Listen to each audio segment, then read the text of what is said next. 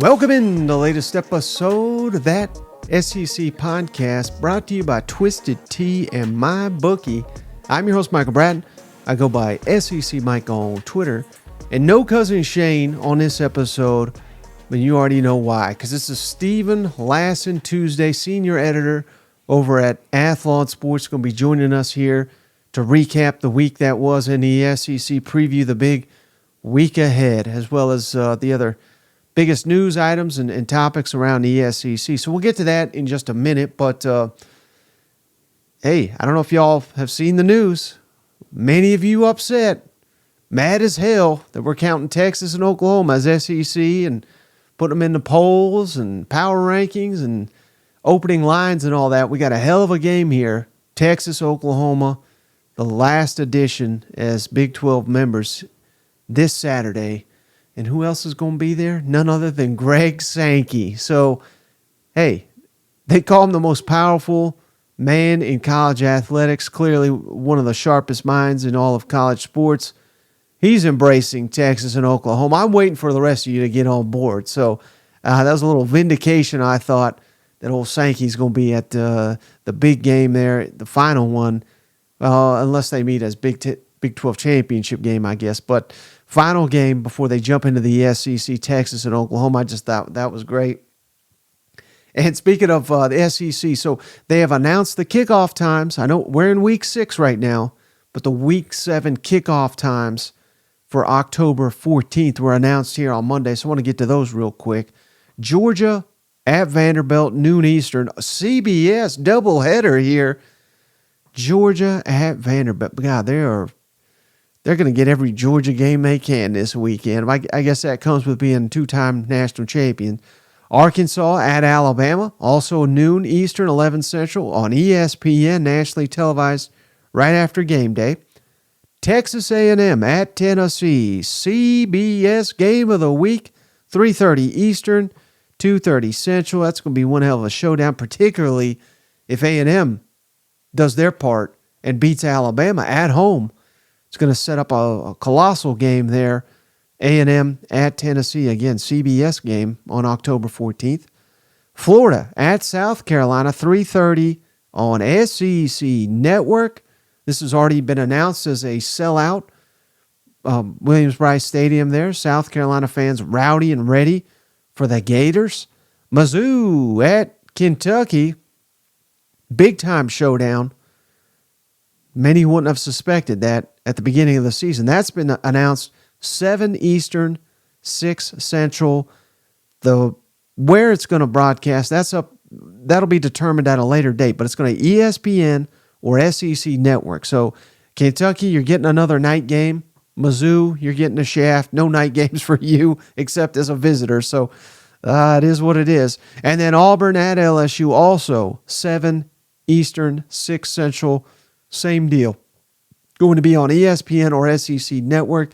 That'll be determined at a later date. Really what they're waiting for is to see who wins Missouri, LSU this weekend. The winner likely will get the ESPN treatment. The loser will be relegated to SEC Network on October 14th. So that's your latest broadcast and kickoff information from the SEC. But are you ready for another Stephen Lassan Tuesday? Long one here with Stephen. Lot to talk about. Let's get to it. Okay. Well, we're pleased to once again be joined by Stephen Lassan. Of course, you know him by now. Senior editor, Athlon Sports. Back for another Stephen Lassan Tuesday. How you doing, my friend? Mike, I am doing great. It's always good to talk to you. Thanks as always for having me on. Can't wait for this weekend's slate of games in the SEC. It is going to be awesome. And of course, we have a sort of SEC adjacent game, Oklahoma and Texas, to look forward to too. So looking forward to breaking it all down with you.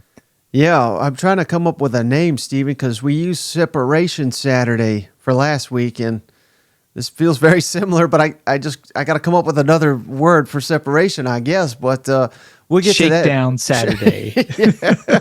But it's wild because the top two in the East versus the top two in the West Oklahoma, Texas, like you said, and then number 3 in the West, number 3 in the East. So, this really is, at least in early October, the best of the best going head to head in the conference that was once known as the best in the nation. I don't know if it is this year, but yeah, so it's going to be one hell of a weekend. But before we get to that, kind of like to quick recap things from last weekend, and almost have to start with this one, Stephen. Kentucky just steamrolled Florida, and that was a game that you and I, just a little behind the scenes for the fans, we had been discussing all week, because I know we were both kind of torn on who could win it, and I don't think either one of us is surprised that Kentucky won that game.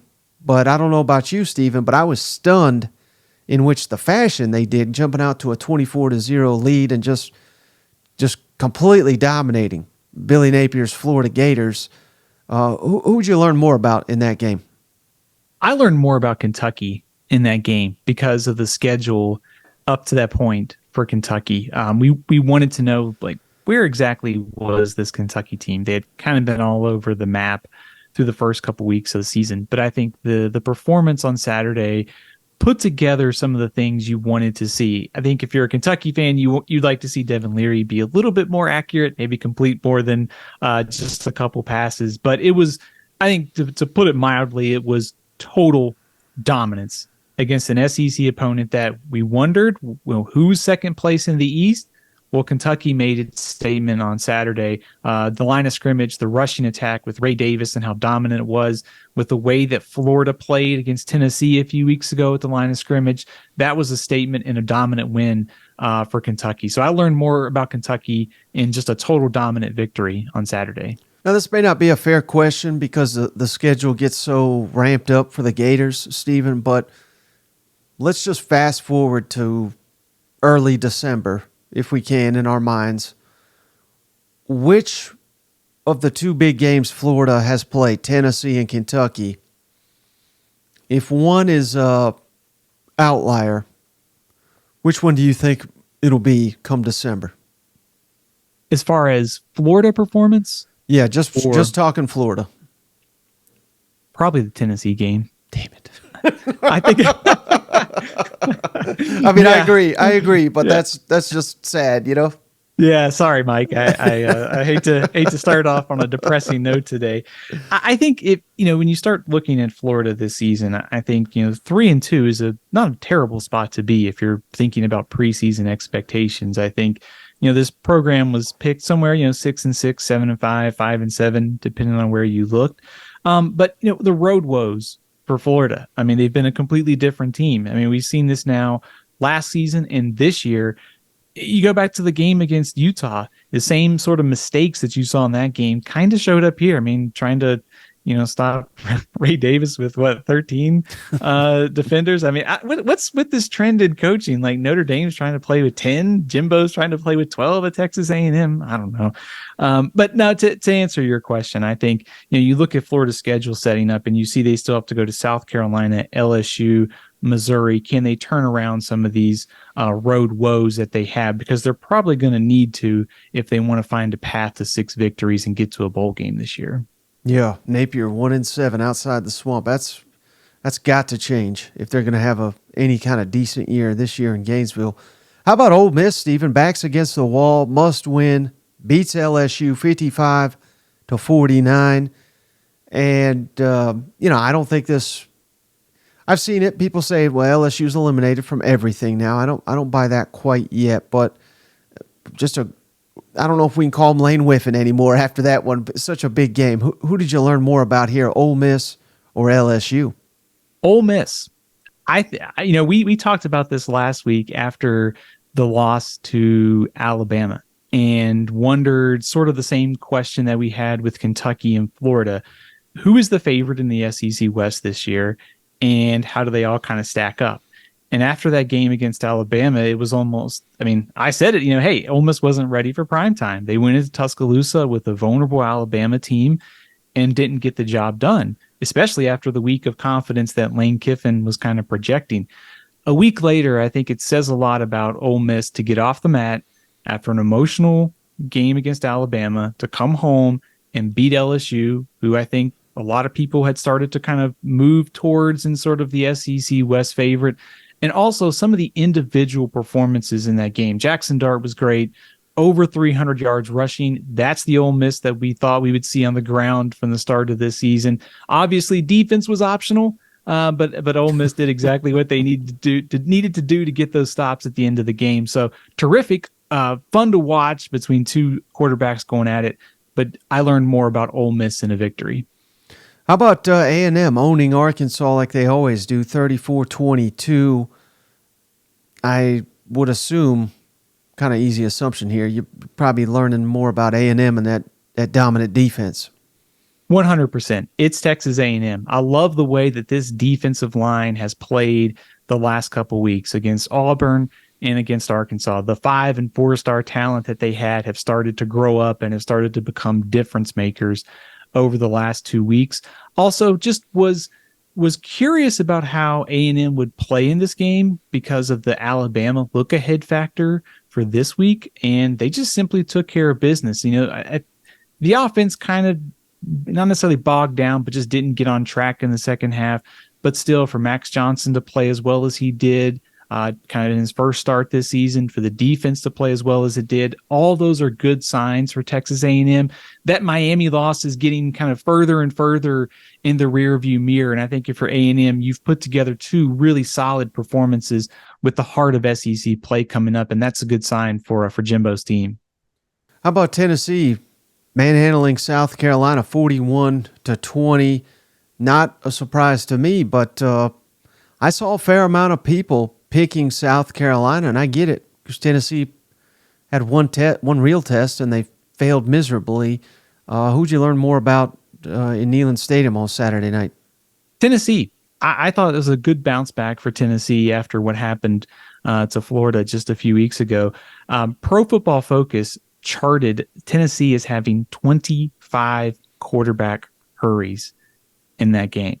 I thought line of scrimmage really came through for Tennessee on Saturday night, whether it was the rushing attack, whether it was the defensive line getting after Spencer Rattler. You look at how South Carolina scoring drives. I mean, one was a short field off an interception. They had a 75-yard touchdown. So credit to Tennessee's defense for taking care of business against one of the SEC's best quarterbacks. The rushing game for Tennessee got on track too. So I thought this game would be a little bit closer. But I learned more about Tennessee and what was a really solid all-around win for Josh Heupel's team. Does the fact that Tennessee is doing it, I mean, I realize only one SEC win so far, so, I'm not crowning them or anything, but they're just doing it completely different fashion than last year with clearly a quarterback that's not as good as Hendon Hooker, but I think Joe Milton is clearly banged up with that knee and everything, but they're doing it with defense. They're doing it with the ground game that may be the best in the SEC. Does that tell you anything about Tennessee's future under Josh Heupel? Because I think naturally he gets compared to guys like Lincoln Riley and Ryan Day, and maybe there's others out there, where they play Lane Kiffin, where they play offense, but they don't play defense and they're not tough. I don't think you can say that about Tennessee, particularly if they continue to get better. And hell, if they're able to combine this with a passing attack, could be one hell of a dangerous team. Absolutely. I think that's the takeaway.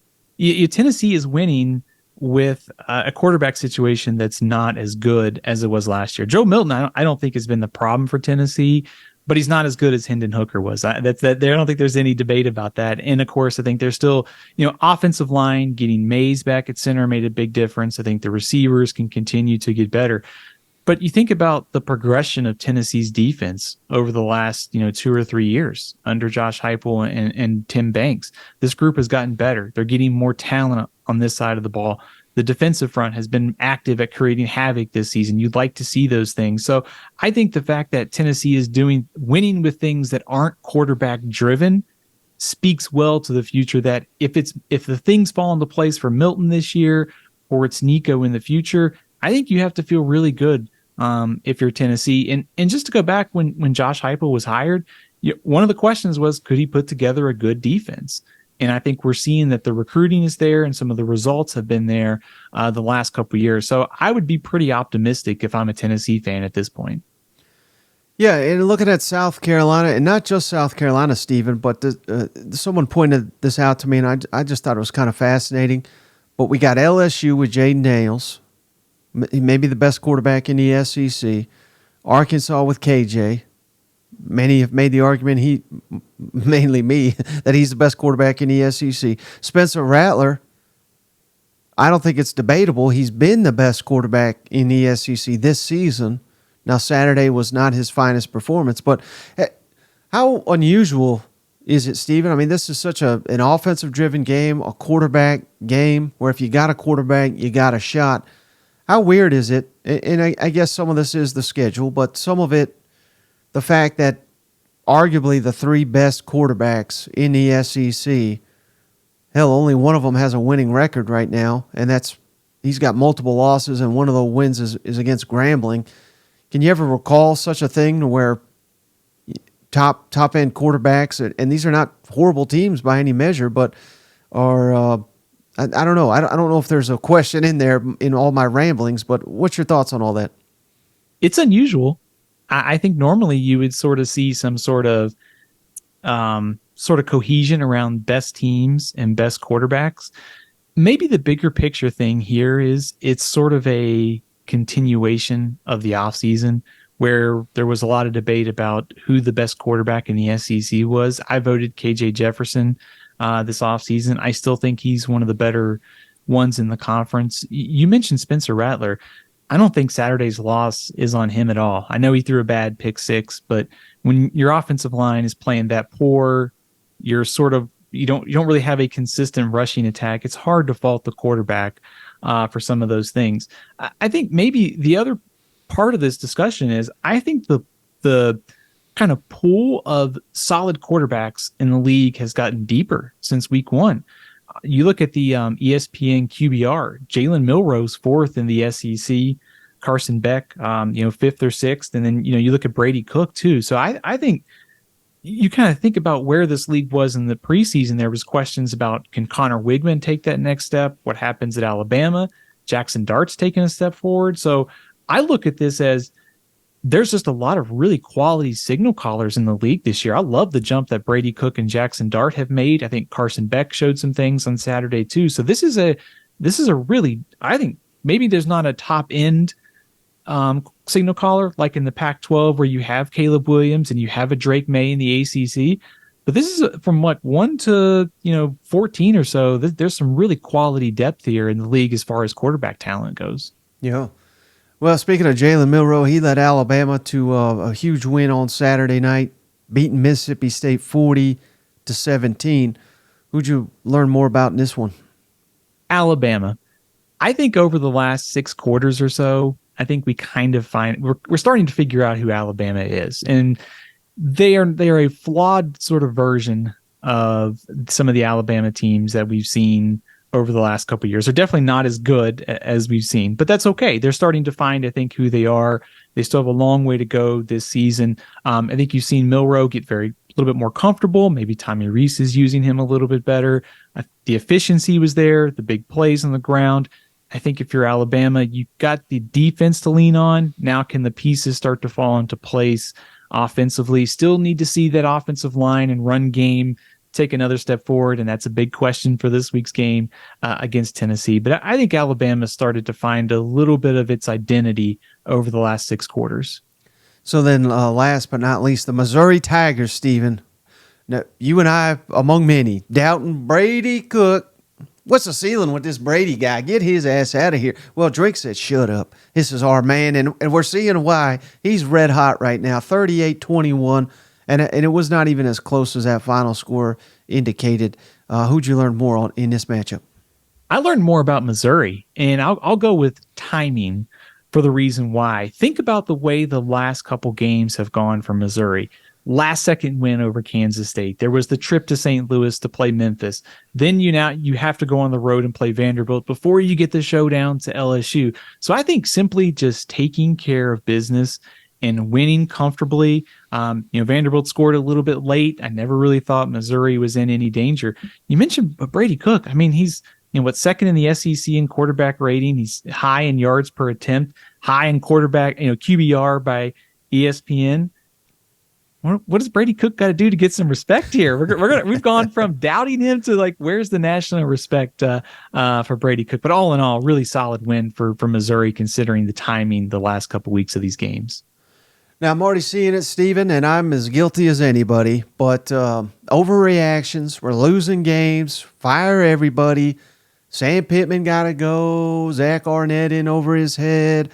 Oh, Billy Ball, he'll never get it done at Florida. Hell, I'm even seeing Brian Kelly. I knew he'd never amount to anything down there, even though he beat Alabama, which we barely ever do, and he won the West year one. We got to run his ass off now. Maybe not Brian Kelly, because I think they're going to be fine. But thoughts on some of those coaches, some of those jobs, and maybe I'll word it like this, because this is where I wanted to go with it, Stephen. I want to get your thoughts.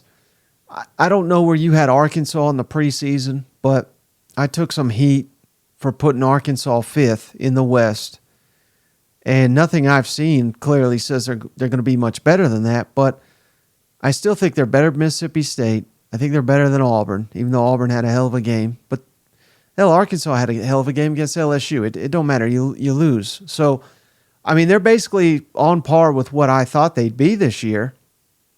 I mean, is that fair? I mean, I realize Arkansas fans fired up. They expect and demand a winner here, but that's not always going to be the case. So, I mean, I don't think I'm running Sam Pittman off because we lost to A&M, maybe the best team in the West, and LSU's. I realize they lost, but that's an elite roster there. I don't think there's any shame basically in losing those games. Do you? No, I don't think so at all. I think you have made a point of the last couple weeks about timing of games, home field, which quarterback is getting hot in a league where I still think Georgia's the number one team, but I think 2 through however you want to make it, 8, 9, that gap is probably a little bit smaller this year. So, to go back to that Arkansas LSU game, KJ got hot. Arkansas had a chance to win. And this stretch of games for Arkansas is just brutal. I mean, LSU, Texas A&M, Ole Miss, and Alabama. Once you get past that, though, they could win conceivably the rest of their games. I mean, at Florida is not going to be easy in Missouri. So I had Arkansas fifth in the SEC West. I think at this point to the season, it's more about considering the other teams in the division. Maybe there's a little bit of a missed opportunity here for Arkansas. And I think just the game against BYU, if you outgain an opponent by that many yards, 150, whatever it was, 160, you should win that game. So maybe this is more about missed opportunities for Arkansas. The West is open. You have one of the better quarterbacks in the league. Defense has improved, and you kind of squandered the game against BYU. And now with the West as open as it is, you see Texas A&M and Ole Miss sort of shooting into that top tier territory while you're kind of in that second tier at this point. Does that maybe sum up the frustration a little bit? Yeah, but that's a sensible take, Stephen. These are unsensible times when we're in middle of football season. We just lost a damn game we shouldn't have. You know what I mean? So I don't know. I certainly don't think coaching changes in the middle of the year are really going to help anybody. Do you? I don't. I think the biggest problem for Arkansas is, let's go back for a second. They needed to come into this year to fix the defense. And I think their defense has been better. And I think they gave up a lot of yards to LSU, but everybody pretty much is at this point of the season. Mm-hmm. I think their defensive talent got a lot better through the portal. I think the biggest problem for Arkansas right now is the offensive line. And it's sort of stunning because Sam Pittman's either the best offensive line coach or one of the best in the country. So the fact that they can't get a consistent 5 out there that they feel good about to protect Jefferson and sort of solve some of these things offensively, to me is a little surprising. I don't think any SEC head coach is on the hot seat right now, barring some sort of catastrophic finish to the season where they lose out. Arkansas would lose to Florida International late in the season. But I think it's fair to say that, yeah, I mean, as the losses mount up, the pressure starts to go up and certainly into 2024. Yeah, and credit to guys that were on seemingly the hottest seat in the league entering the season, Jimbo Fisher and Eli Drinkwitz, who's undefeated. And hell, Steve, I mean, I've said it many times, I would have fired Jimbo already. How stupid does it look now had they like fired him after Miami game? You know, not that was ever going to happen, but there was people calling for it, nonsensical people and not A&M fans, but I mean, they may win the West now. They may win the national championship for all I know if they continue to get better. So, again, at the time, I get the anger, I get the frustration, but there's value in letting it play out during the season, I think. Value in patience, as hard as that may be, off of a loss on Saturday. I think patience, to your point, is showing through at Missouri right now too. Missouri had to go through those 5-5, 6-7 seasons, a lot of frustration. Drinkwitz is recruiting well. They seem to have the right offensive coordinator now. Missouri's a little different case study because of the kind of job hierarchy in the SEC. But I think for Jimbo specifically, that loss at Miami was not good, but they've rebounded with two quality wins over Arkansas and Auburn. And now the door is open with Alabama and LSU's struggles this season to win the SEC West. So I think it's important, and I think this is the case too with Billy Napier. I think we're going to have to evaluate these guys at the end of the season. There are some alarm bells that are sort of going off in my mind at certain things I see, but is it sort of a one-game trend, or is it just a blip over the course of the season that sort of gets kind of quieted as we get more data and more games? I think that's the question that we'll have to follow, especially like Florida, Arkansas, and certainly I think with A&M's progress too. Well, that is a perfect segment, Stephen, to ask your weekly SEC division race breakdown. And I'm just wondering who is going to get the Stephen Lassan kiss of death this week, because as soon as you jump on Alabama, they lose. As soon as you jump on LSU, they lose. You're about as unreliable as Cousin Shane and his locks of the week. So who you got now, as of today, October 2nd, we're recording here. Who is the team to beat out of the SEC West? And I have to imagine Ole Miss maybe has re-entered the conversation after getting a big win over LSU. I would show you my notes on this. I'm afraid that it might scare some people how poor my handwriting is. So I won't hold it up to the camera if you're watching on YouTube. Maybe you should pencil in the kiss of death for Alabama, because I got them number one this week after the last two weekends. At number two, I've got Ole Miss, and I've got LSU 3 and A&M 4. Now, this is where the caveat comes into play. I've got all four of these teams in a bracket of, I think they're all pretty even. I'm looking forward to seeing that A&M Alabama game this weekend. I don't think there's a ton of separation here, but by virtue of Ole Miss beating LSU, I bumped them to 2. I've got A&M at 4, but realistically, I don't think there's a ton of difference between A&M and Alabama at this point. Well, I don't want to jump ahead too much because I still want to ask you about the East, but if, and I'm not saying you're predicting this, but if A&M beats Alabama, would they vault into that number one spot, or would it still be a jumbled mess in your? Because they still have to go to LSU, they still have to play Ole Miss, and all these teams still got a ton of games against each other. I would put Texas A&M at the top. If they beat Alabama this Saturday, I think they deserve to be number one. They'd be the only undefeated team, in terms of conference play left in the SEC West. So I would move them to 1, but I think it would still kind of consider all these teams kind of in a cluster. I mean, I think they're all going to be. I mean, unless LSU loses, I think they'll all be ranked in the top 25 next week. And I guess it should say the caveat: A&M has to win in that scenario too. Right. All right. So how about the East, Stephen? And I'm starting to be concerned that Kirby's got you on the payroll here, because I know you're going to say Georgia, but hell, there's only 3 undefeateds in the SEC, and they're all out of the East. So I'm curious to hear that, and it doesn't have to be undefeateds either. You could throw I don't know who else you throw in at this point. Maybe Tennessee, but how are you looking in the East? I agonized over this for probably too long, to be honest with you. I still have Georgia at the top. 2, 3, and 4 is where I have gone back and forth for the last 2 days. And each time I think I changed my mind. So I just went back to what I thought before Saturday's games, just to kind of keep it consistent here. I've got Tennessee at 2, Missouri 3, and Kentucky 4, with the caveat that 2, 3, and 4 are all basically dead even. I vote in the in our Athlon Sports Top 25 ranking. I've got them all back to back to back.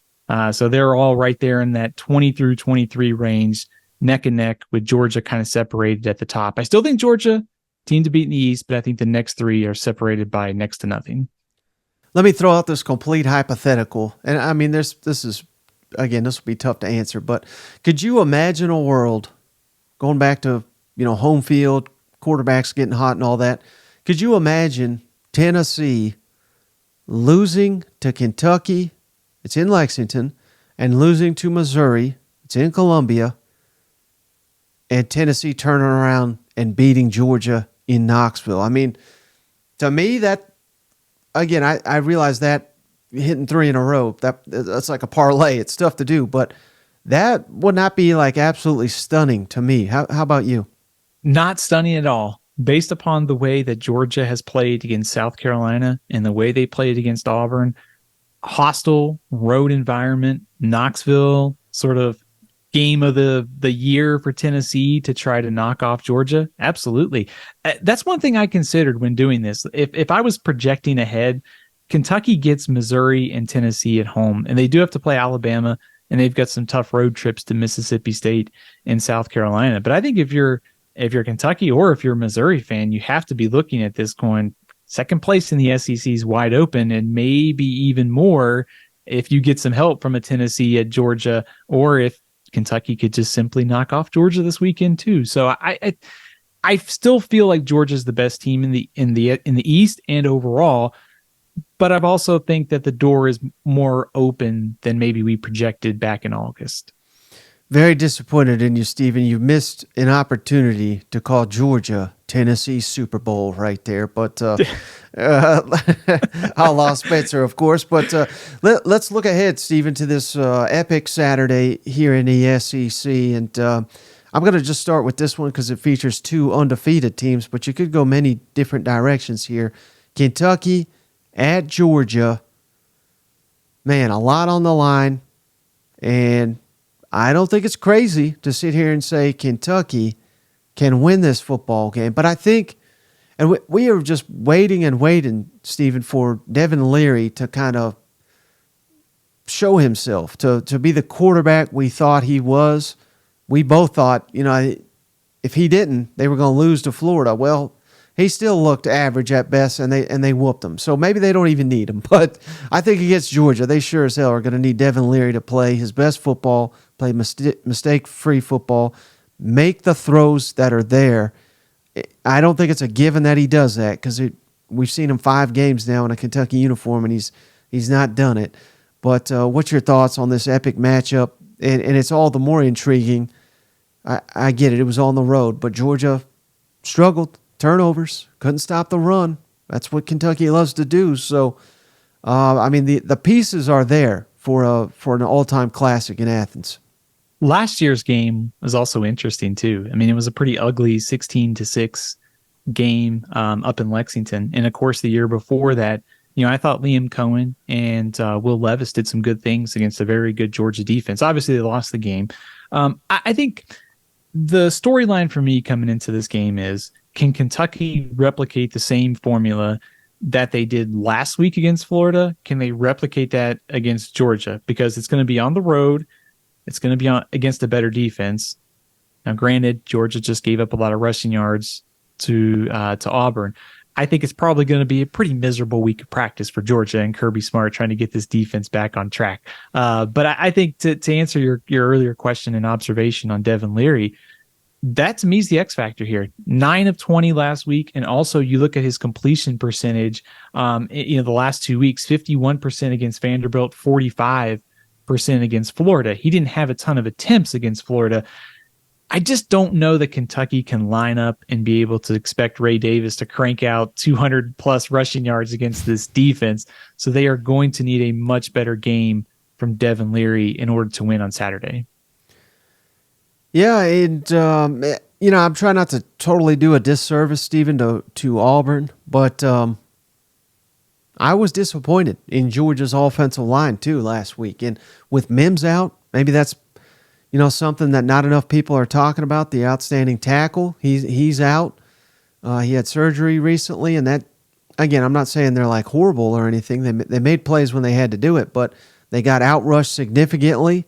I think if they get outrushed significantly against Kentucky, I think they're going to lose this game. And I'm not saying that'll happen, but it could. How much of this do you think is Georgia being limited, having guys out of the lineup? It's hard to get that continuity with a new quarterback, new offensive play caller, and new pieces up front on the offensive line. And heck, receivers out too. So I mean, there's a lot of excuses, and I've heard them all from Dog Nation. Are you taking the bait on that one? I'll buy some of it. Obviously, I think by week 6 or week 7, some of those things should be cleaned up out of the process.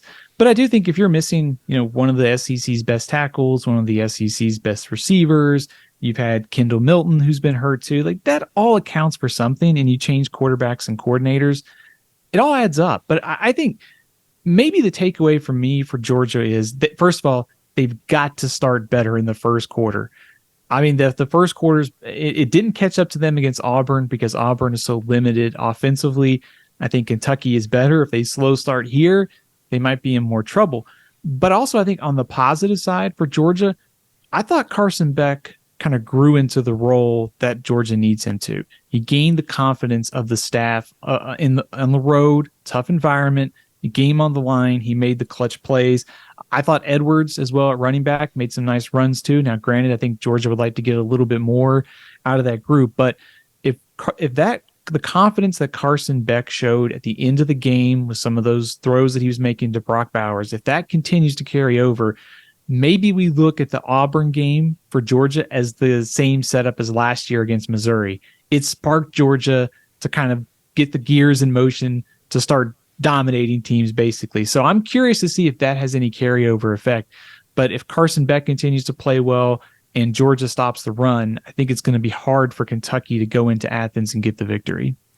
Yeah, I'm glad you said that, Stephen, because I did want to ask you about Carson Beck. And not that I've seen a ton of this, but I've seen a lot of other people commenting on it that I guess some people are upset with Beck and they're kind of they were unsatisfied with that performance. But I thought that's exactly what you wanted if you're Georgia.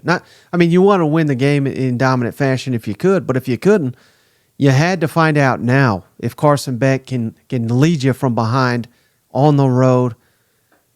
I don't know that he can win a shootout style game because I don't know if he's that caliber just yet, but who cares? Because you got such a good defense, you probably are not going to be in. If you're going to be in a shootout, it's probably going to be in a playoff type atmosphere because I don't know many teams on their schedule that are going to threaten him to that degree. So it sounds like you're kind of on the same page with me. You're surprised, not surprised, but satisfied with what you've seen from Carson Beck in that big spotlight game. 100%. You look at his yards per attempt the last 2 weeks, over 10 the previous week, and then 9.5 against Auburn on Saturday. And I think the question for me was, could he go into a tough environment and execute? And he did. I thought the later, after a sluggish start, the bad throw that he missed, I think to Oscar Delp, and then the early interception, he really settled in. And with a game on the line, he made the throws that he needed to. I think the other angle to this is, if you want to get Georgia, you better get them now, because I think they can only get better from here. And that's true with Carson Beck. If we're talking 5-6 games into the season for Carson Beck, and we kind of know that he's starting to pass the test that we wondered, and now he's getting a chance to, he just went into a road environment, played pretty well after a slow start, is getting better. Georgia gets healthier around him. They start to figure out, he and Mike Bobo, what they do well offensively. that's probably a scary thing for the rest of the SEC. So I'm buying Carson Beck stock after that performance against Auburn.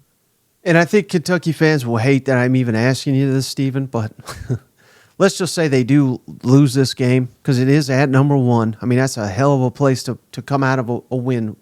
But if they lose, and I don't care if it's by 1 point or 100 points, I would still have confidence that they can finish second in the East with a loss here on Saturday. What's your thoughts on that? I agree with you. I think, first of all, the schedule, like we talked about, sets up well for them. If you can get Missouri, Tennessee, and Alabama at your place, the path to second place in the East is there.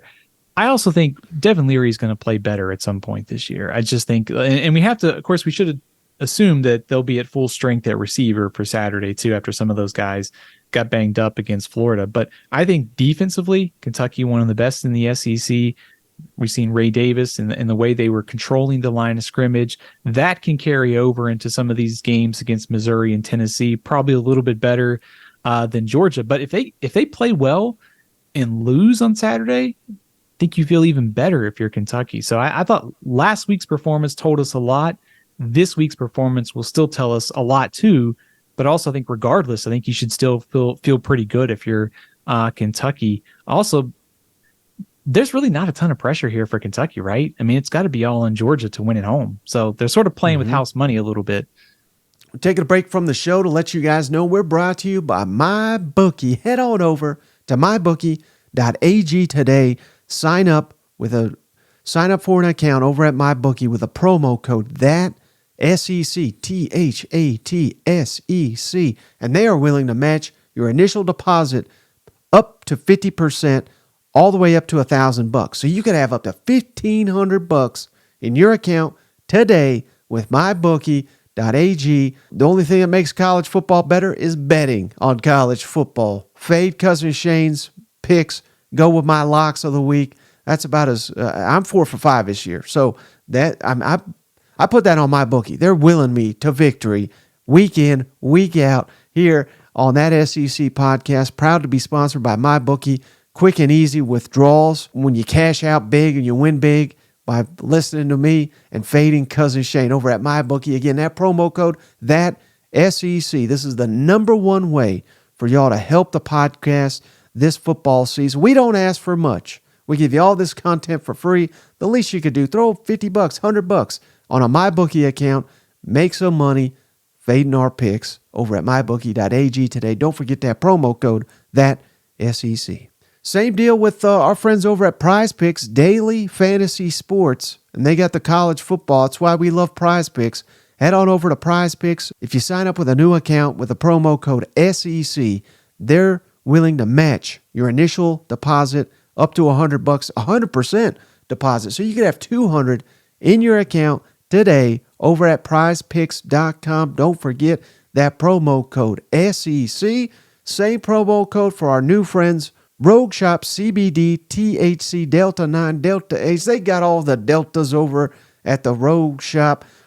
Promo code, same as Prize Picks, SEC. Get you 25% off your entire order. All orders over $100 over at rogueshop.com. Free shipping if you spend over $100. Cannot recommend Rogue Shop anymore. They're just like us. Independent, small business. You call over there, you're going to get my buddy Richard. He owns the business. He's the one handles all the calls over at rogueshop.com.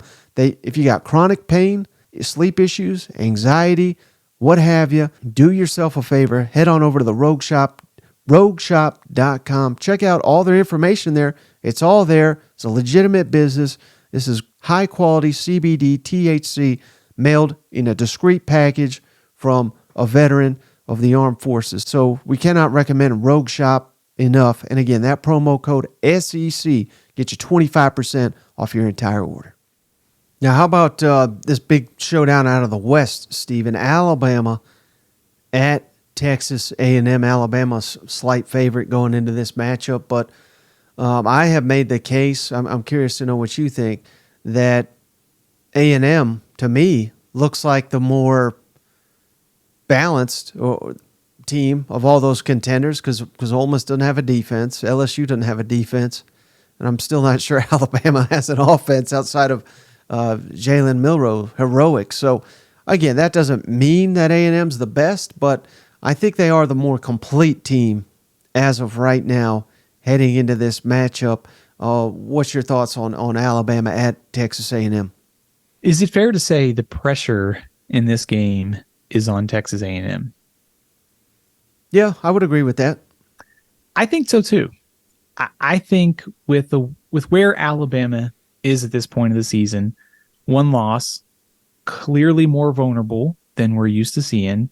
Texas A&M beat Alabama 2 years ago in College Station. They nearly won last year in Tuscaloosa. Now you're getting Alabama at your place where the spread is under a touchdown and could be a lot closer to 3 or 4 points by kickoff. I think and I think just in general, from 5-7 last year to this year, the progress that A&M has made from that, and also within the season from the loss to Miami, it sort of feels like it's the same thing with Ole Miss. It's Texas A&M's chance to sort of seize control of the SEC West. If you can go in and beat Alabama at your place and play well with a backup quarterback, granted, I think Max Johnson's pretty good. I think that speaks well of Texas A&M's chances to win the SEC West. The two things that I think are going to determine this game, I think it's pretty simple. It's quarterback play and line of scrimmage. Both of these teams are good at getting to the quarterback in sacks, tackles for loss, creating havoc. Which quarterback can navigate that? Don't make the big mistake. Who can be more efficient? Can you hit a big play or two? I know that's sort of oversimplification, but when I look at this game, I think if A&M gets ahead on the scoreboard, I think that's really bad news for Alabama. I think if Alabama keeps it a lower scoring game, I think that plays into Jalen Milroe and the defense sort of controlling this game for Alabama. What's your level of surprise that Max Johnson stepped in? And again, I think the world of Connor Wigman, so this is not a slight at all on Connor Wigman, but level of surprise that Max Johnson has slid in there and there's been seemingly no drop-off and the offense has been, very, very crisp with a backup quarterback. I'm actually not surprised. I think he's one of the better backup quarterbacks in college football. Even going back to last year, I thought if he was the starter at Texas A&M, he was probably, upper half, set, somewhere in the middle of the conference in terms of preseason ranking of where he would be. But I think he fits the offense well. I think Wigman is a better player, but Max Johnson can do the same things as far as offensively. We've seen a few big plays. He's been efficient, making good decisions with the ball. And I think the offensive line, that running game for A&M may be starting to come into play as well the last couple of weeks. So I think all good signs for Texas A&M on Saturday, which is what makes this matchup so intriguing. Is Alabama seems to be finding itself, and then Texas A&M with a good showing with Max Johnson last Saturday in Arlington. Yeah, and I heard this stat, Stephen. I'll probably butcher it, so I apologize. I think I heard it from Cole Kublik, but A&M, I know this part. A&M's had 15 tackles for loss, 2 consecutive games, and 7 sacks, I believe, in each of them, which that combination, 30 tackles for loss, 14 sacks in a 2-game span, I don't think an SEC team has done that in the last 20 years. So, I mean, that just gives you an idea of, and it's only been done like 4 times in the last 20 years, the level they're playing at.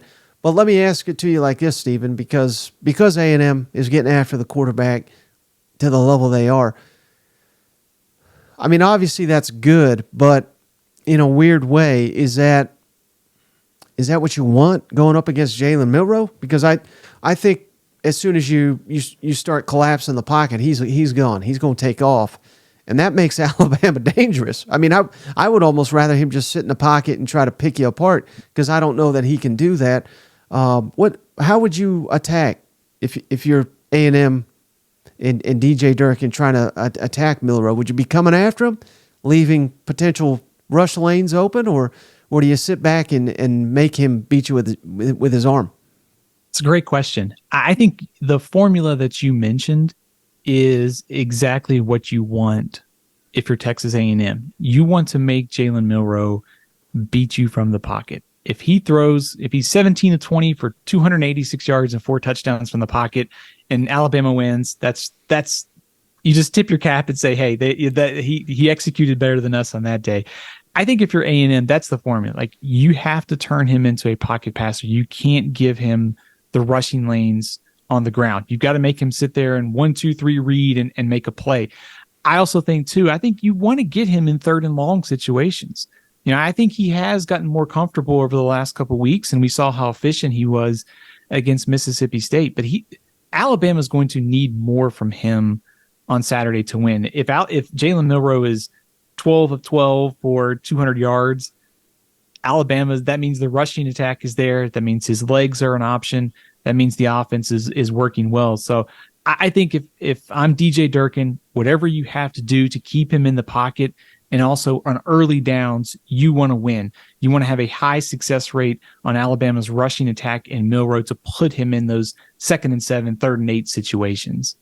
Yeah, and going back, I was just thinking, Stephen, when you're talking about who's the pressure on, and I said A&M, I agree with you, but one thing, Max Johnson, I don't think pressure gets to him, Stephen, just based on his time. I mean, this is a guy that won in the swamp back when Florida was a top 5 team and playing for the playoff. Now I realize, it was COVID, so it was a little different, but I mean the pressure didn't affect him there. He also outdueled Matt Corral, and that was one hell of an offense there at Ole Miss. He's won big games his entire career. Clearly was not fazed when he had to step in against Auburn and then last week against Arkansas. So I don't think the pressure will get to Max Johnson, but I wanted to ask you this, Stephen. Bobby Petrino matching up against Nick Saban and Kevin Steele. I wonder, do you think that's the coaching matchup of the week in the SEC? I think so. Man, it's going to be a great battle. Just X's and O's wise, and see what happens, how Alabama chooses to defend. I mean, you look at sacks this year in the SEC, Texas A&M is 2nd, Alabama is 4th, tackles for loss, Alabama is 1st. Texas A&M is 1st. Alabama is tied for 3rd. So it really, negative plays, havoc plays, big plays are going to play a huge role on Saturday. So I am curious if you think about how Texas played Texas and Alabama earlier this year, the weapons that Texas had at receiver, A&M is going to counter with a receiving core that's just as good. With Evan Stewart, Anais Smith, and others, this Alabama secondary, I think, can be beat downfield. So I think if you're Petrino and that offensive staff, if you can block Alabama's front, which has been good at creating havoc, like we talked about, if you can do that, there probably are plays you can make downfield. And you mentioned it, Max Johnson, throughout his career, whatever it is, he can stand in there and make the throws that you need. And also, I think whether it's quick releases, the passes downfield, he's got the whole thing. So I like Max Johnson and Texas A&M's chances here. And I think that matchup of Petrino and versus Steele and Saban and Robinson, whoever's called the plays this year for Alabama, is really going to be some must-see battles there. Yeah, I can just almost guarantee you, Stephen, after me running my damn mouth for months and months, Alabama's just going to keep squeaking by, and they're probably going to win it all just to spite me. You know what? Man, I don't want to make a prediction early in the week. I might be leaning the underdog here. So okay. I don't mind hearing that at all.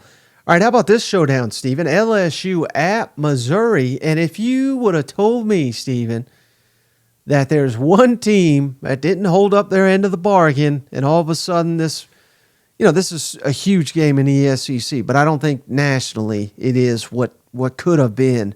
I thought for sure, not for sure, but I thought there would be one undefeated team here and one probably 4-1 at worst team, and the undefeated would be LSU, but it's not. It's Missouri Tigers.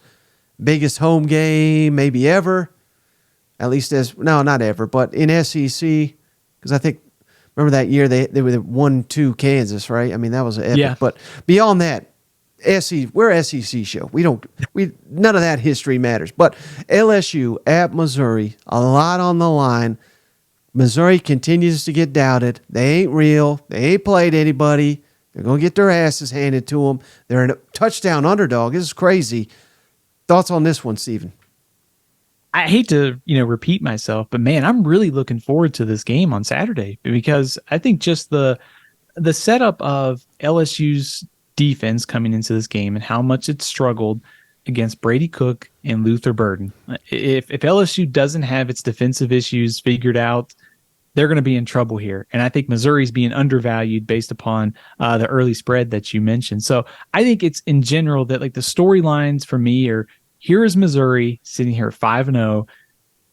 We'll see what happens later that night with Georgia and Kentucky, but there's a chance for this team to make another statement. They've already made a couple. I mean, they beat a good Kansas State team, took care of business like we talked about against Memphis. I think you could argue LSU by far, though, is their best opponent that they faced so far this season. And so it's another good measuring stick for us just to figure out where Missouri is. And I think to your point, I think if you come into this game, which team is getting all the hype, it's Missouri. I think we would have guessed it would have been LSU back in August or September. So there's a little bit of role reversal here, but Missouri, just the disrespect by Vegas. You've got LSU with a loss to Ole Miss on Saturday, needing to get back on track and needing to find some quick answers here because it's not going to get any easier. So I think the storylines, this one, I hate to say it, but it's fascinating. How pissed off, there's no other way to say it, will this LSU fan base be if they lose to Missouri and they're sitting here at 3-3 and idiots like me picked them to win the West and win the national championship? I mean, God, I don't want to say hot seat, but man, there's going to be some tough questions that need to be answered in Baton Rouge if that happens, don't you think? Oh, no question, especially since LSU still has to go to Alabama and they still have to play Texas A&M. I mean, to be 3-3 if they lose on Saturday at this point, I don't think anybody would have predicted that. I mean, after winning the SEC West, to be sitting here at 500 at the midpoint of the season would be pretty shocking for Brian Kelly and his staff. I think that you look at the numbers from last week, and no matter where you looked, if it was advanced analytics, Brian Kelly's press conference where he said they missed 34 tackles, and some of the advanced analytics sites had them a little bit lower. But missed tackles are a huge problem for this team. Overall, the course of the season, Sports Source Analytics charted them as having about 17% missed tackle rate. That's one of the highest among Power 5 teams.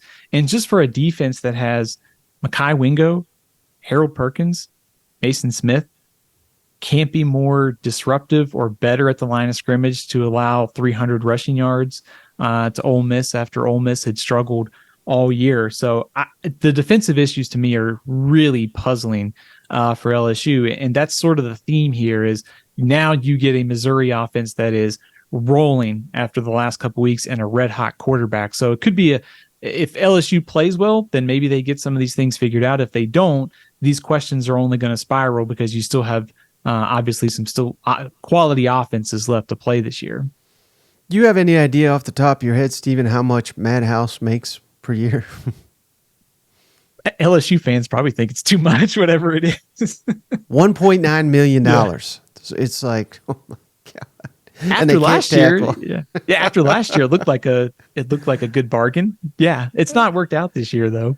Let me ask you this though: is this a game, Stephen, where you I think one of two things happens here, where and this may not be fair, but this is a game I think where LSU rallies and they turn it around after that disappointing Ole Miss loss and they circle the wagon, so to speak, or they lose this game and they go into the tank. I think it's that important for LSU. But what's your thoughts on that? I would agree with that. I think that it might be a little bit too dramatic to say this, but I wonder if we get the angry LSU that showed up against Mississippi State in week 3 and really took it to Mississippi State. I don't think that happens here. But I suspect LSU should be focused and locked in after to have really any shot at the SEC West. They really need to win this game.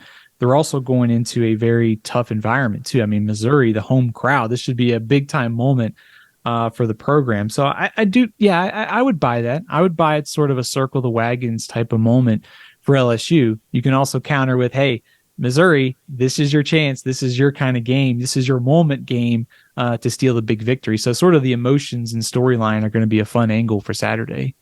Yeah, I'm glad you went there because I wanted to flip it the other way, Stephen. If Missouri wins, and let's just say they win big, just for funsies, who's going to be the Heisman candidate, Brady Cook or Luther Burden? Who's the more realistic? And I know people are probably laughing at this, but hell, they'll be 6-0 with some tough games coming up, no doubt. But I mean, we got to give Missouri some love if they can go halfway. I mean, their win total, Stephen, I think was like 6. Or something like maybe 6.5. Heck, they'd be there. And with half the season to go, we got to give somebody love. Who's a better Heisman candidate, you think? I always take the quarterback because it is such a quarterback-driven award, and I think Brady Cook he's getting into that territory where if they start to have some big wins, that he would have the numbers. Now, I know this is a long shot, but I think the quarterback will always get more credit. Luther Burden, though, leading the nation in receiving yards, I would argue he still might be the most underrated player in college football. I don't think people realize outside of the SEC or outside of the state of Missouri how good Luther Burden is. Maybe I'm on my own little world on that one, but I think Luther Burden is really, really good. And which defense do you think is better in this game? Because it may come down to simply that. I know LSU's got more high-end talent, but Missouri plays better, and they play more together as a unit on that side of the ball. Would you go LSU or Missouri in this game specifically? Because I think both offenses are probably going to lead the way, but it'll come down to which defense I think can get the most stops. In my mind, I was going right to another 55-49 high-scoring game, and the last team with the ball is going to win. How awesome that would be for the second week in a row.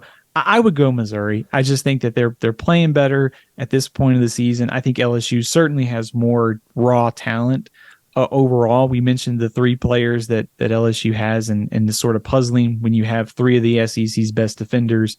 Your production is what it is.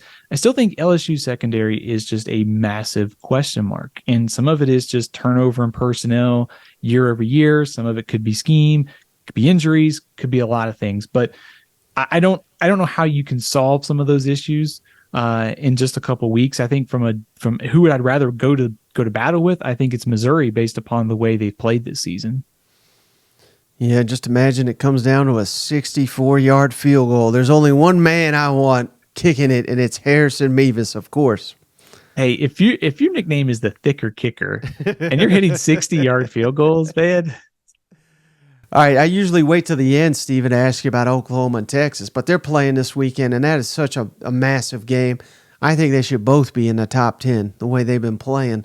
Thoughts on this matchup, that 2 undefeated teams cannot wait. Greg Sankey himself going to be there, so everybody get mad at me. You look at what our leader's doing down there. He's going to be at this game because Texas and Oklahoma, they belong in the SEC. Thoughts on this epic showdown here, Stephen? It's like Greg Sankey is like the college football coach showing up to the high school game to watch the seniors that are going to be there next year. Maybe he should take the helicopter into the field to do the coin toss or something. I don't know. But huge showdown here because you look back at last year's game and it was one-sided. Texas blew out Oklahoma. Don't read anything into that. Dylan Gabriel did not play for Oklahoma. Oklahoma was starting a backup quarterback. It's a completely irrelevant result to what the series trend has been recently. So I think it'll be a much, much more competitive game here. And I think some of the things that we've kind of talked about with Texas and Oklahoma show up again here on Saturday. Oklahoma's offensive line, rushing attack, how do they fare against the Texas defensive front, which has been good this year? And also, you've got 2 quarterbacks who are playing at a very high level here. Quinn Ewers, Dylan Gabriel. With the way both of those guys have been playing, this could be a really entertaining game here, but probably going to come down to the defenses here. And Oklahoma much improved on that side of the ball. These two teams are first and second in the I've already said it, SEC, Big 12 in scoring defense. So there's a lot of interesting angles to this game. Oklahoma won 6 games last year. They've already won 5 this year. So Brent Venables has them clearly on the right track. And is this the type of game, Stephen, where, trying to help our audience here that may not know the history, but you go 11-1, but you get whooped in this game? I'm not saying they run you out of town, but is it similar to like an Iron Bowl or I know Ryan Day, a lot of Ohio State fans out on him. They nearly won the national championship, but my God, he can't beat Michigan. You know what I mean? So there's a lot on the line for both these coaches, and particularly Brent Venables after that lopsided loss. Not saying he has to win this to keep his job. I think that's crazy, but he probably needs it to get back some goodwill that they may have lost last year, don't you think? Yeah, for sure. I mean, you look at the recent history between these two teams. Oklahoma is 4-1 in its last 5 against Texas. And of course, the loss for Oklahoma was that one-sided affair last year. And only 2 of the last 10 were decided by more than one score. So the recent trend in this series has been close games. Oklahoma has kind of had Texas' number recently. But I think this kind of works for both teams here. I think on the Oklahoma side, Brent Venables has this program going in the right direction. They nearly have already matched their win total from last season. Defense is better. The portal additions, the roster looks better. Recruiting's going well. Texas, they're sitting there in the top 5. They've already checked off a big win against Alabama. Everyone's kind of waiting, is Texas back, or is Texas going to stumble somewhere? And if they go lose this game and they don't play well, those doubts kind of creep back into where kind of Texas is nationally. So I think there is something to prove here for both teams. I think if you're Brent Venables, you can win a lot of goodwill by going out on Saturday and picking off Texas based upon just how last year's game played out, the way the season played out. More preseason questions here. I think Venables, he would certainly benefit from a win on Saturday. Yeah. Well, who else would Stephen, is Sam Pittman taking Arkansas to Ole Miss. And I realized, hey, Ole Miss flying high, Arkansas down in the dumps, just another beatdown, right? I ain't going that far, Stephen, because this is a really fun series that's unpredictable, wild back and forth. Ole Miss hosting Arkansas. Thoughts on this one? And again, I get it. Fans are pissed because they're not winning, but you win a game like this, you get back all the, not all, but you get back in the good graces, I would think, for most Hog fans.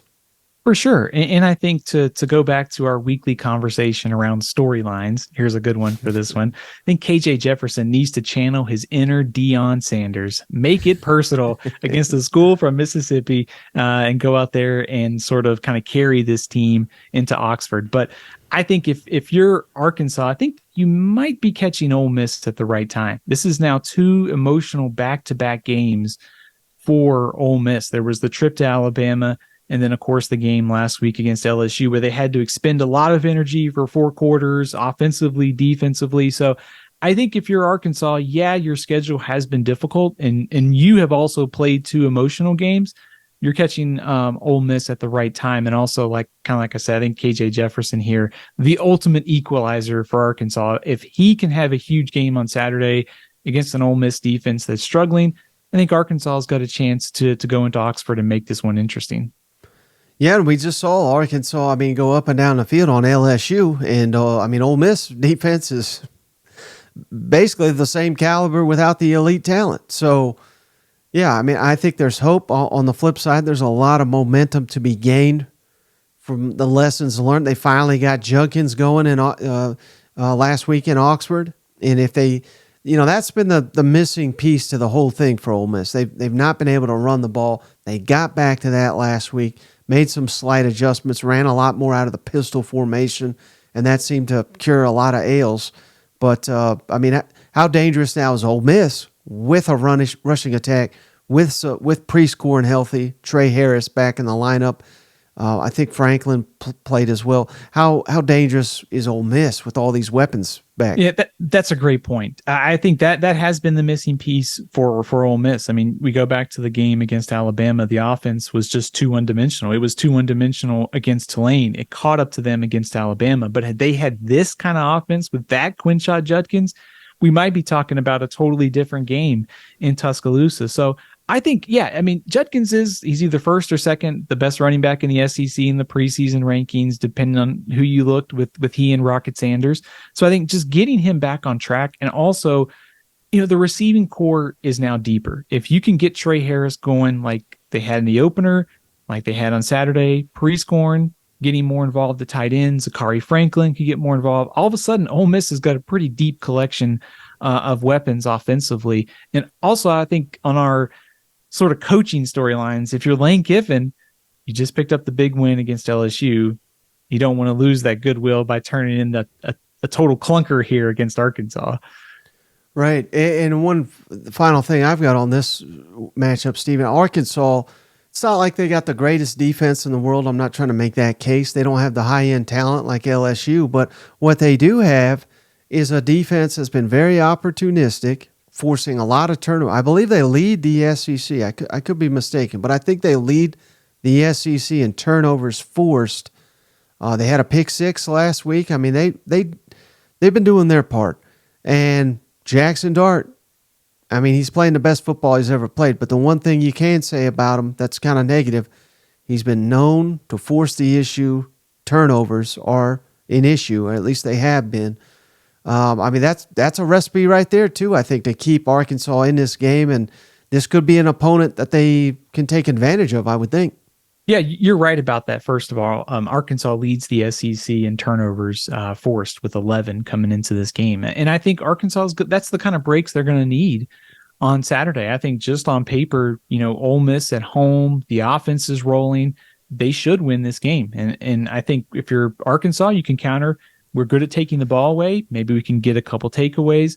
I do think the Arkansas defense overall is better than it was last year. I think the whether it's the coordinator change, the personnel, it's better than it was last year. So I think there are some positives here for Arkansas.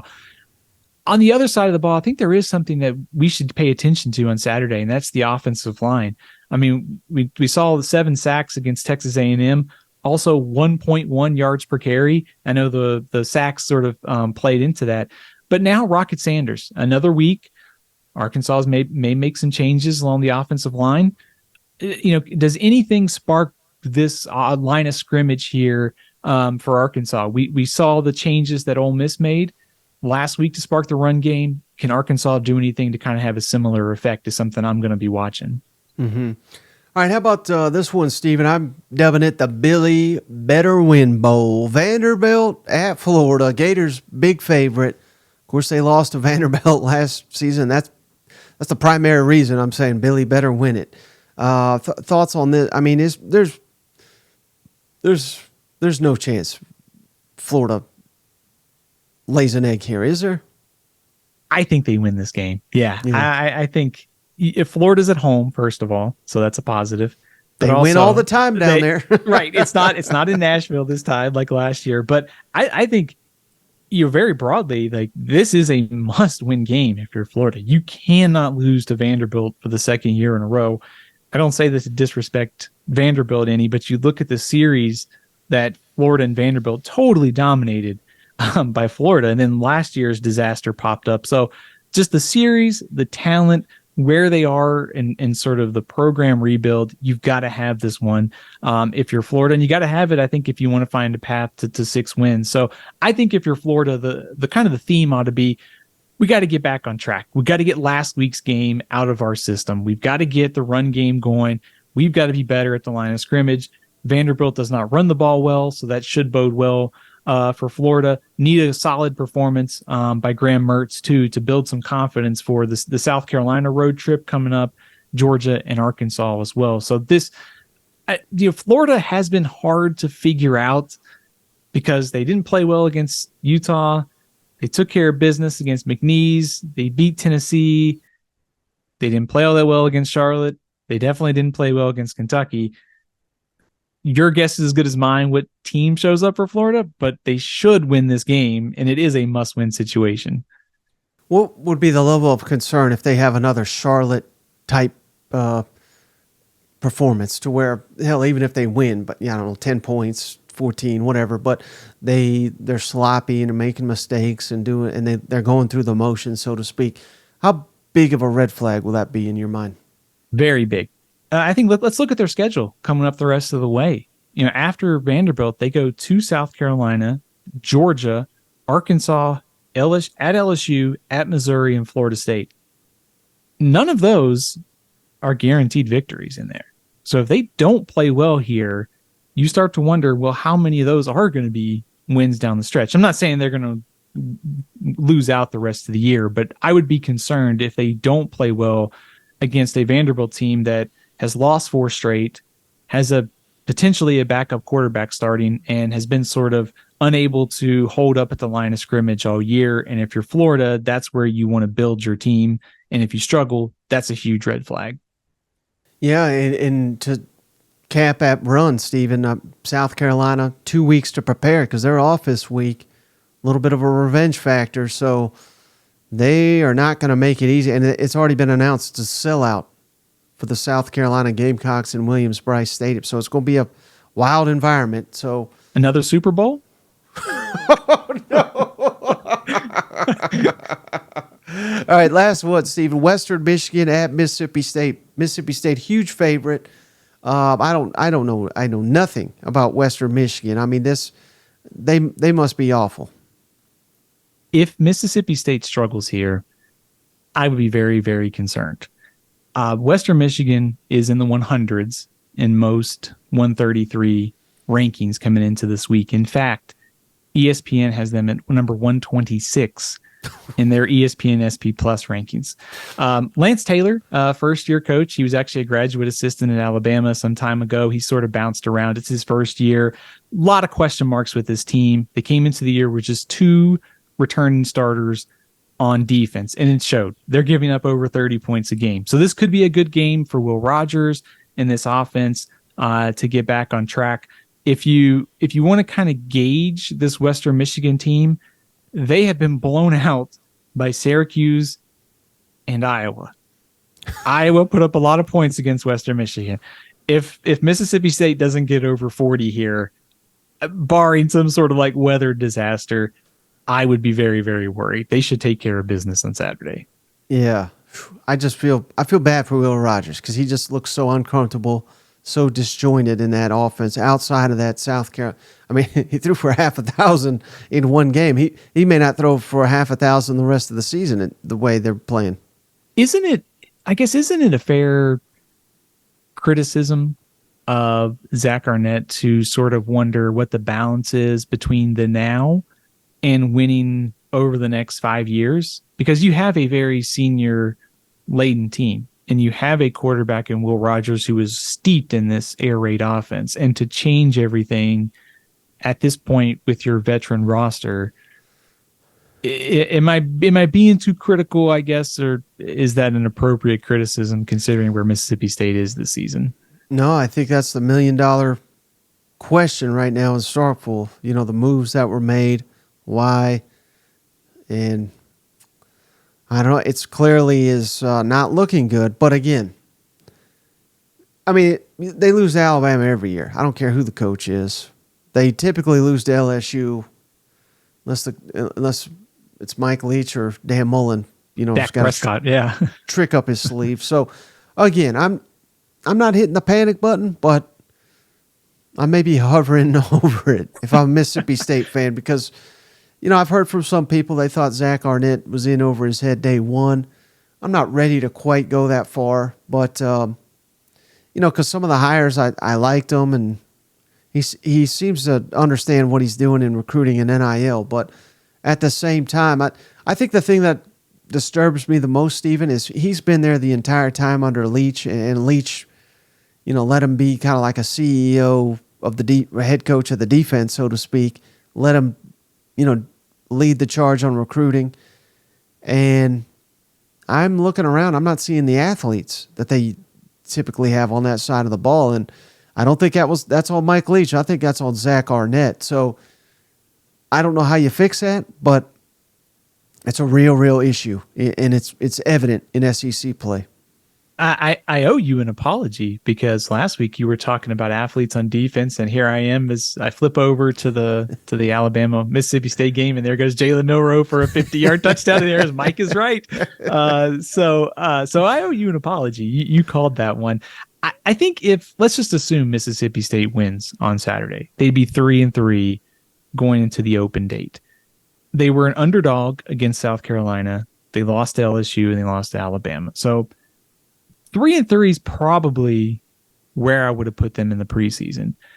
I think the problems that I see though are it's not that there's a loss on the resume, it's how you lose. And we've talked about this all off season. And if the SEC West is open and you have this veteran roster where you have all these juniors and seniors who have been steeped in your system, if you're getting blown out now by LSU and Alabama, if it doesn't happen this year and it's not getting any easier with Texas and Oklahoma coming into the league and you're turning over all this roster next season, you know, how much better can it get, I guess, in 2024 and 2025? And, Zach Arnett's, as the head coach, has to plan for the next 5 years. He can't win for just one. But I would question the decision to go away from that style of offense, considering the quarterback that you had in the upperclassmen personnel on that side too. Yeah, and how they're utilizing Mike Wright is kind of baffling at times as well. I would add that, but is it just kind of random when he comes in to me? Well, not only that, but I don't think they've asked him to throw the ball like more than 5 times. I mean, it's like comical. They're letting the defense know why he's coming in, and he's still effective. I mean, he's a hell of an athlete, but maybe mix it up so that so it's not so obvious. But one thing you said there, Stephen, I don't disagree with anything you said, but potentially, getting away from these divisions, you swap out Alabama and LSU, and you get Vanderbilt and South Carolina. Well, they just lost to South Carolina, but you're not playing in what is perceived, the toughest of the tough. Although it's still going to be tough as hell. Who am I kidding? But it'll be more balanced at the very least moving forward in the SEC. So if I'm a Mississippi State fan, that is at least some kind of silver lining that I'm seeing right now.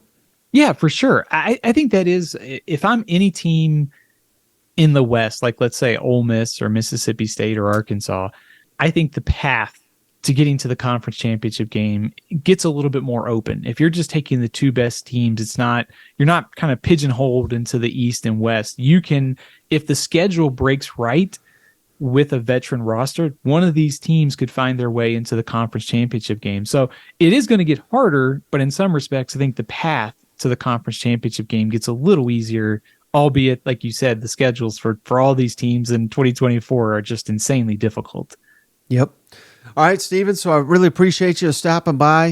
Any closing thoughts before you head on out? I'm really looking forward to this weekend's games. I know I'm like a college football nerd, so you'll probably ask me about the MAC games on Tuesday night, and I'll tell you I'm excited about them.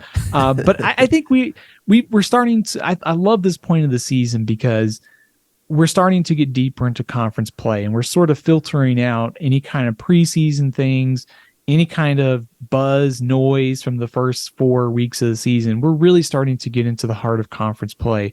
So I think now we're really honing in on who these teams are. And that's what interests me with LSU playing Missouri, Texas A&M playing Alabama, Georgia and Kentucky. We have 3 massive showdowns this weekend that's going to tell us a lot about the divisions, conference race, potentially the national title picture as well. So I will be very interested to talk to you next week about all this stuff. Yeah, absolutely. Well, before you go, Stephen, last thing, can you tell my audience, where can they follow you? Where can they find your outstanding work? So you can follow me on Twitter at Athlon Steven. You can also check out my YouTube page, All CFB 365. I'm on Threads, Facebook, Instagram, TikTok, Stephen L. CFB. And I co-host the Cover 2 podcast by Athlon Sports. It goes up every Wednesday morning. We preview all around the country, talk about all the big topics. So kind of give you a little bit of insight if you're looking to some things outside the SEC. Yeah. Well, thanks again, Stephen, and look forward to our conversation next week. Be well, my friend. Absolutely. Thanks for having me. All right. So just want to say thanks again, Stephen, for joining the show. Always appreciate his time. Always learn something new from Stephen. Provides a unique insight that, quite frankly, Shane and I just don't simply have. So always a treat to have Stephen on the show. But that's going to do it for this episode. Cousin Shane set to be back on the next one, breaking down all these weekend games here in the SEC. Separation 2 Saturday. I don't know what we're calling it just yet, but we'll come up with a name, I promise, by the next episode. Thanks, everybody, for tuning in. Appreciate your time. We'll catch you on the next one.